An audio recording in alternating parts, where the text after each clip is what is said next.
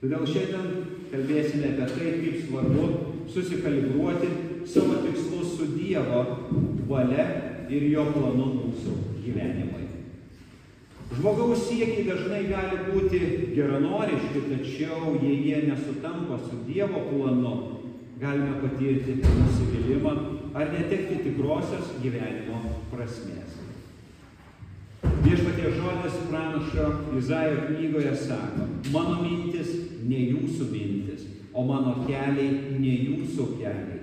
Sako Viešpats, kaip dangus aukštesnis už žemę, taip mano keliai aukštesni už jūsų kelius ir mano mintis už jūsų mintis.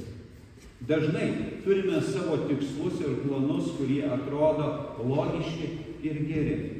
Tačiau Biblija primena, kad Dievo planai visuomet yra aukštesni ir tobulesni.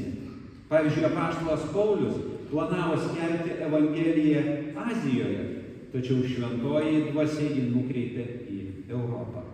Dievo planas buvo išgelbėti žmones Filipose ir pradėti naują misiją. Tik kaip atpažinti Dievo valią savo tikslams? Pasitikėk Viešpačiu visą širdimi ir nesiremk vien savo supratimu. Visose savo keliuose pripažink jį ir jis nukreips tavo takus, sako Patarlių knygoje. Pirmas žingsnis siekiant suderinti savo tikslus su Dievo valia yra pasitikėti juo. Kartais turime sustoti, melstis ir klausytis jo balso. Jėzus pats yra puikus to pavyzdys. Prieš pasirinkdamas mokinius, ar eidamas kryžiaus keliu, ar dar kokį nors darbą prieš pradėdamas, jis visada meldėsi ir ieškojo tėvo valios. Ką daryti, jei mūsų tikslai nesutampa su Dievo planu? Kartais gali būti sunku atsisakyti savo planų, tačiau Biblija moko mus nuolankumo. Psalmistas sako: džiaukis Viešpačiu ir jis suteiks tau, ko trokšta tavo širdis. Tačiau tikrasis šio pažado pagrindas slypi mūsų širdies transformacijoje. Kai pradedame džiaugtis Viešpačiu ir jo valia, mūsų tikslai keičiasi. Jie tampa nesavanaudiški, bet orientuoti į Dievo karalystės plėtimą.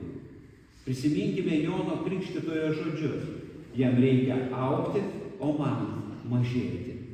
Jonas turėjo galimybę siekti savo šlovės, tačiau jis suvokė, kad Dievo planas buvo didesnis, o jo užduotis buvo nukreipti žmones pas Kristų.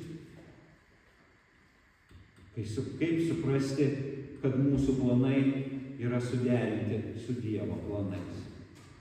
Tai labai paprasta. Dievo planas visada atneša vaisių. Kai išgyvename pagal Dievo valią, mūsų gyvenimas tampa vaisingas. Aš esu vynmedis, o jūs šakelės. Kas pasilieka manyje ir aš jame, tas duoda daug vaisių, sako apaštalas Jonas. Pranašas Jeremijas buvo pašauktas skelbti Dievo žodį, nepaisant savo jauno amžiaus. Nors jo kelias buvo sunkus, Dievo planas per jį atnešė žmonėms tiesą ir viltį. Svarbiausia suderinti savo tikslus su Dievo planu.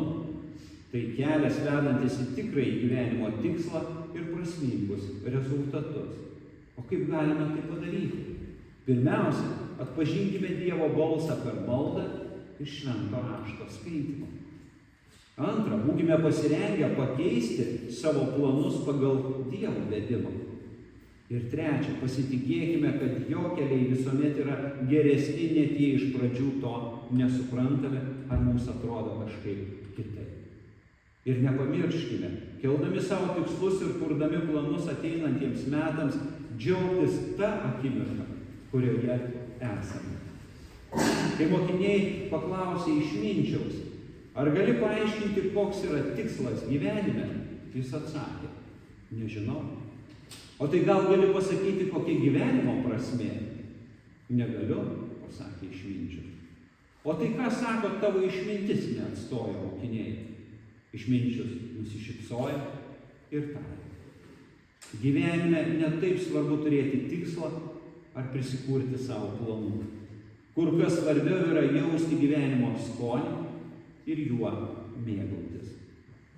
Juk kur kas geriau yra valgyti pyragą, nei apie jį kalbėti. Pabaigime apaštalo Pauliaus žodžiais. 2 laiške Korintiečiams jis sako: galiausiai, mylimieji, džiaukitės, tobulinkitės, vienas kitą guoskite, būkite vieningi, taigi gyvenkite ir meilės bei ramybės Dievas bus su jumis. Amen. Taip tebūna. Amen.